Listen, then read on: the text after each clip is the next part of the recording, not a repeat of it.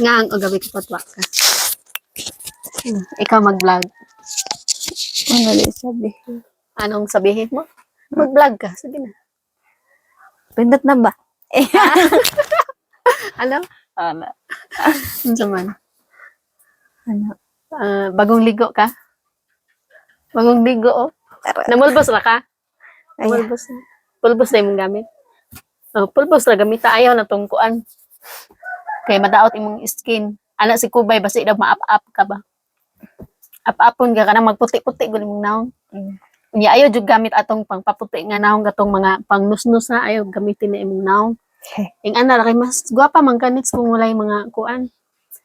Unya pag mag-lipstick ka katurang kuan siya, katong light lang, no? Katong light lang nga nang murag glossy ba nga musinaw. So sige na mag-vlog ka na.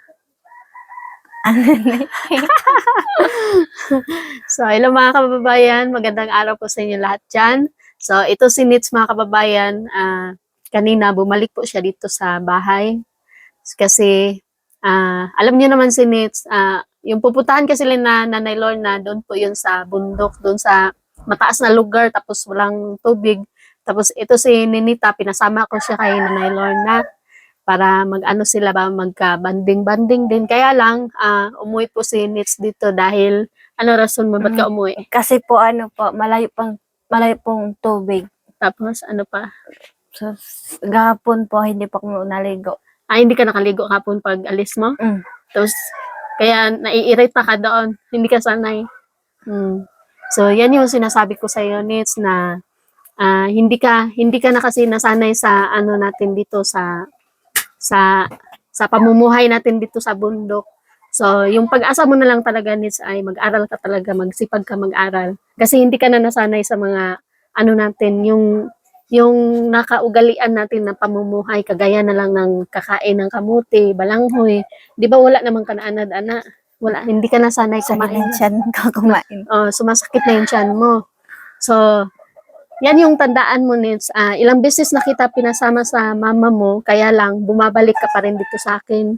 Kaya yan yung gawin mong inspiration, Nits, na mag-aral ka ng maayos, mabuti, para kapag nakapagtapos ka mag-aral, so yung pinag-aralan mo, magagamit mo yan sa trabaho mo. So hindi ka na maghihirap, hindi ka na babalik sa dating yung buhay, ganun. No, tandaan mo yan, Nits, kasi lahat ng mga sinasabi ko sa iyo, totoo yan. Kasi, di ba nga, kapag kumain ka ng mga lagot mo, masakit imong tiyan, kamote, kay wala namang kanaanan. No? So, ganun kasi dito sa amin mga kababayan, no? Kapag hindi ka na nasanay sa mga pagkain, kagaya na lang ng kamote, so sakit po talaga yung tiyan mo. So, kami kasi mga kababayan, okay lang naman sa amin, sa mga bata, kasi nasanay sila kubay na ganun yung kinakain niya. So, hindi kasi siya mahilig sa, sa mga pagkain na bigas, yun, kapag kumakain talaga kami, hinahanap niya yung mga saging, kamote. So, si Nits, lumaki na to si Nits sa, yung marangyang buhay. Kaya wag po natin sisihin mga kababayan, no? Kung wag po natin sabihin na maarte lang. So, nasa naman talaga ng tao na ganun. Hindi na kasi matanggap ng tiyan niya yung ganong mga pagkain. Pero sa amin, okay lang naman sa amin kasi nasanay kami. So, si Nits kasi galing na siya kay Ma'am Nida. So, napakaganda po ng niya doon, buhay niya. So, napakaganda ng mga pagkain. So, hindi na talaga siya nasanay. Siguro kapag, Nits, masanay ka rin naman kapag ilang araw ka na magtambay doon. Kakain ka ng kamuti, maanad bang ka na, labi na ka ng mais. Di ba di na mga mong kaog bugas mais? Kamukaon, maanad bang ka ana, pero miro raman na mo sakit imong tiyan. So, yan yung gawin mo, Nits. Yan yung iisipin mo na hindi ka nasanay sa yung mahirap na buhay. So, doon ka magkuha ng base na magsikap ka mag-aral para makamit mo yung pangarap mo, hindi ka na maghihirap someday, ganun. Na mo ba, na gets mo? Kasi kapag sinasabi mo na so wag po natin i-bash yung Nits mga kababayan, no? So, sinasabi lang naman po talaga niya yung totoo. Kasi sinasabi ko sa inyo, so galing na po talaga si Nits sa marangyang buhay. So, sila noon, walang-wala po nung hindi pa siya nakilala ni Sir Paul. syempre, nasanay sila noon sa mga pagkain na mga dito lang makikita sa bundok, kagaya na lang ng kamuti. So, napakasarap po talaga ng kamuti. Kaya lang, nung naano na siya, napunta na siya doon sa Manila, syempre, hindi na siya nasanay. So, ganun din ako noon mga kababayan, nung pagbalik ko po dito sa amin. So, galing din po ako Manila noon. So, kumain ako ng kamuti. So, ayun, sobrang sakit po ng tiyan ko. Kumain ako ng mais. Sobrang, ano po talaga. Kaya lang, ano ko po talaga mga kababayan. Kasi yun yung realidad ng buhay natin kung walang-wala. Kailangan mo magtiis. So, ayun, hanggang sa nasanay po kami mga kababayan, si Arlene Joy, yung mga bata, nasanay po silang kumain. So, ayun, hinahanap-hanap na po nila. So, ikaw din, Nits, kapag ilang beses na kita pinapunta doon kay Nanay Lorna, so, hindi ka talaga makatiis na hindi ka babalik dito, no? Kasi hindi ka na nasanay. So, okay lang na. So, okay naman ka mo dito. Okay ra mo dito. Unsay gikaon ninyo gabi? Bigas po. Bigas? Anong ulam? Muti. Muti. Napakasarap ng muti. Nagsandag. Nagsandag. Oh, paborito ba yun ako? Ginaluto ba yun ako? Di ano? Yung ano mga kababayan, yung dahon na gulay, yung nakikita lang po sa gubat, yun daw yung ulam nila kagabi. So, si Nanay Lorna, babalik po si Nanay Lorna kapag meron na pong pasukan si Ray. Tapos, dito niya papaaralin si Ray dito sa Malambuon. So, kaya lang po, nagpunta si Nanay doon sa Kalasasan kasi dahil palagi pong nagrereklamo si Nanay Lorna sa akin na lagi siyang may bisita doon sa bahay. Kaya sabi ko kay Nanay, ikaw lang muna yung mag-adjust na, umalis ka muna dyan sa bahay mo. Kaya, ayun, sabi ni Nanay, sige, mas maganda daw po pag ganun kasi para hindi na siya puntahan dyan ng mga tao. Kasi yung mga kapitbahay ni Nanay, mga kababayan, ay nagrereklamo na po sila. So, nag-report na po sila sa akin na about sa mga bisita ni Nanay Lorna sa may ingay daw. So, hindi po yun kasalanan ni Nanay Lorna. Kasi hindi naman nag-iingay si Nanay Lorna, yung mga bisita lang. Kasi nag-iingay, kaya yun, nagreklamo na yung mga kapitbahay. Kaya ginawa ko si Nanay Lorna yung pinaalis ko dyan sa bahay. So, doon muna siya pang samantala habang wala pang pasukan si Ray. Tapos babalik po siya kapag may pasukan na po yung bata. Tapos, kawawa din naman si Nanay Lorna kapag manatili po siya dito mga kababayan, nagugutom po siya. Buti na lang talaga at kapag kami dito nagluluto ay sinasali ko po talaga si Nanay Lorna para hindi siya magutuman. So, nakita niyo naman mga kababayan na okay naman yung pangangatawan ni Nanay Lorna, tumaba siya. So, inaalagaan pa rin po namin siya. So, ayun, gusto na po sana ni Nanay Lorna na umalis siya. So, sabi niya, gipain na lang daw niya yung bahay. Tapos, sabi ko, wag mo na niyang gipain kasi natatakot siya mga kababayan kasi may bitak po talaga doon sa likod ng bahay niya. Baka malandslide siya. Gusto sana niya gibain yung bahay niya kasi babalik daw po siya sa Lukadang. So, abangan na lang po natin mga kababayan kung ano yung mga plano ni Nanay Lorna kasi ngayon, nandoon na naman siya doon sa Kalasasan. So, doon, antayin na lang po natin kung ano yung plano niya pagbalik dito. So, sana po ay hindi palaging umuulan para safety naman sila dyan. So, natatakot si Nanay Lorna kasi sabi niya, ilipat na lang daw niya yung mga silin niya doon. Nakita ni mo niya sa bitak dito sa likod? Po. Dito sa likod sa balay ninyo. Ba po. Na landslide daw. Ah. Liad to man ko ganiha dito niya. Wala mo ko nilahos dito sa ubos. So, natakot si mama mo. So, kaya isa din yun sa dahilan kaya umalis muna siya dito kasi nagreklamo yung mga kapitbahay doon sa mga bisita kasi may ingay daw sila Nanay Lorna.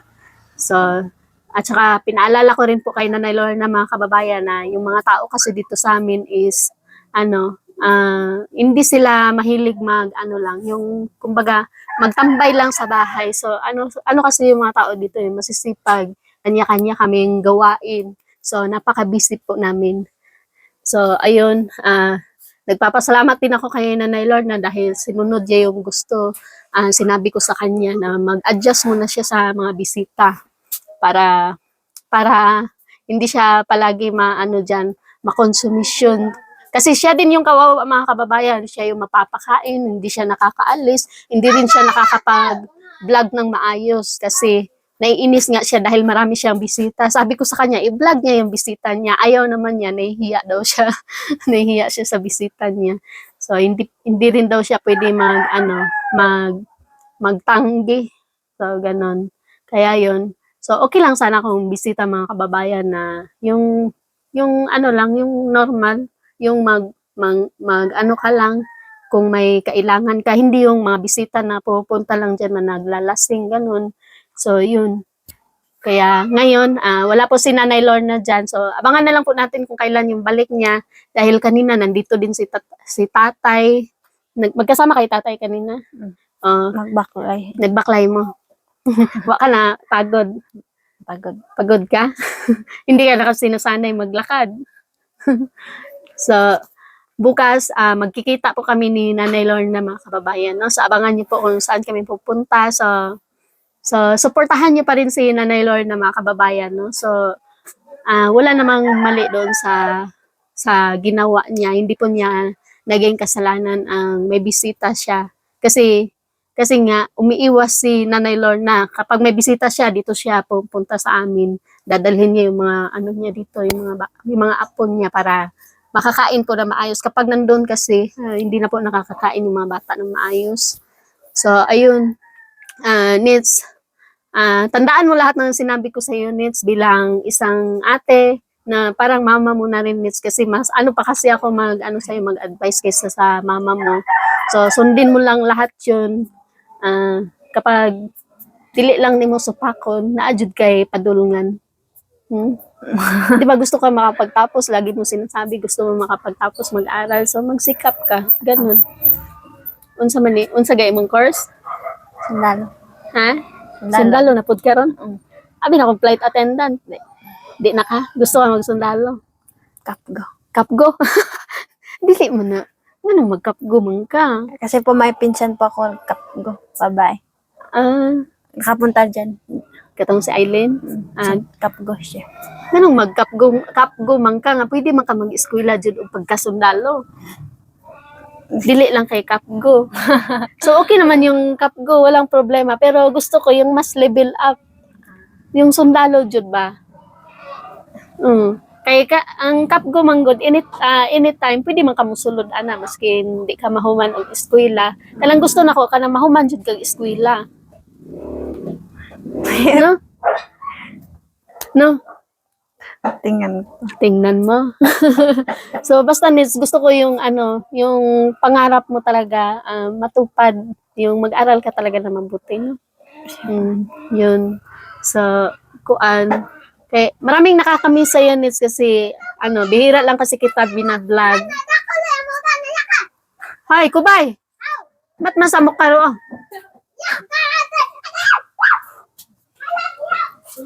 Ano kayo nangyari kay Kubay?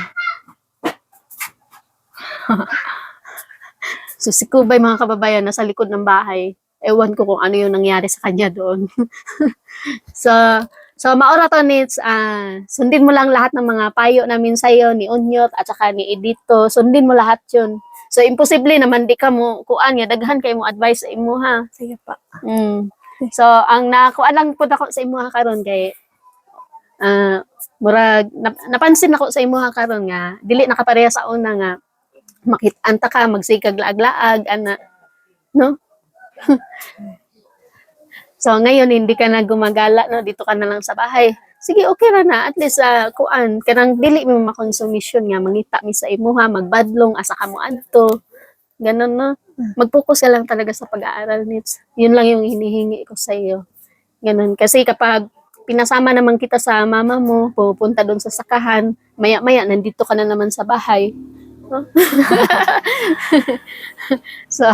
So ayan mga kababayan, gusto ko lang naman sana na ipasama-sama si Nits sa mama niya para magkaroon sila ng banding. Kaya lang, pagdating doon, babalik si Ninita dito. So, ayan, hinahayaan ko na lang po siya. Basta sabi ko kay nanay, wag mo siya awayin dito sa bahay. Dapat i-ano mo si Nits. So, okay lang naman siya dito. So, napakay summer class karong Lunes, no? Pag-eskwela ko, unsay ginatudlo nila dito? Reading. Mag-reading mo, magbasa. Unsa pa? Magsagot. Magsagot. Unsay gina-answeran ninyo? Basic lang po. Mga basic lang? Oh. Mga basic lang po? Wow, ang galing. Basic lang daw, sabi ni Nins. Sa maorato nit sa kanang kuan, di sa jud ka magminyo og sayo nit sa kay dili jud ka makaagwanta og kalisod. Ay jud pag kuan. Bahala nag maglisod kag kuan nit basta kay eskwela jud ka. Pahumanon man kanila ana kay ano, ay sige balik-balik papasaron na lang ni nato. Oh, di ba? Basta makita nila nga maningkamot kag eskwela pasaron man ka ana nila. Lagi. Basta di lang jud ka magminyo kay di naman kakaagwantag kalisod god. Ikaw ray looy. Pananglit, mag-asawa ka nits, ganyan. So ilang taon ka na, mag-18 ka na, mag-asawa ka. So alam mo ba kung ano yung gagawin mo? Mabubuntis ka. Tapos mag-asikaso ka pa sa bahay. Alam mo naman dito sa atin nits, yung dito sa atin yung mga katutubo ba kapag mag-asawa. So, ikaw pa yung mag-alaga ng bata, ikaw pa yung magtrabaho, ikaw pa yung maghahanap ng pagkain. Oh, Mahirap. tapos yung asawa mo, nag-inom-inom lang diya sa kanto. Ganahan kang yung anak. Hindi po. Oh, yun. Yan yung tandaan mo, Nils. Kasi kadalasan, hindi naman lahat. So, kadalasan, ganyan yung nangyayari. Nakikita mo dyan. Nakita mo na ba yan sa mga kapatid mo, Opo. kuya mo? Ganun ba? O, nakita mo yung bayaw mo, buntis siya, merong anak, 6. O, nakita mo yung kuya mo, nag-inom. O, di ba? Unya, ang katong imong bayaw, maupay mangitag paagi nga makakaon. Yan yung tandaan mo, Nets. Mauna, isulod jud na sa imuhang kuan, sa imong utok, Nets, nga di jud ka pwede magminyo ka nga, diri alang. So, dapat yung aasawahin mo, yung meron ding ano. So, ayan mga kababayan, no? So, pinangaralan ko lang po si Nins base po sa nakikita ko sa kanya mga kababayan, hindi po talaga siya makatiis sa kahirapan. Kaya pinapangaral ko po sa kanya yung mga nangyayari dito sa lugar namin. So, yan yung binabase ko kay Nins. So, ayan, bumalik po si Ninita dito sa bahay. So, dahil hindi daw siya nakaligo doon, ang layo daw ng tubig.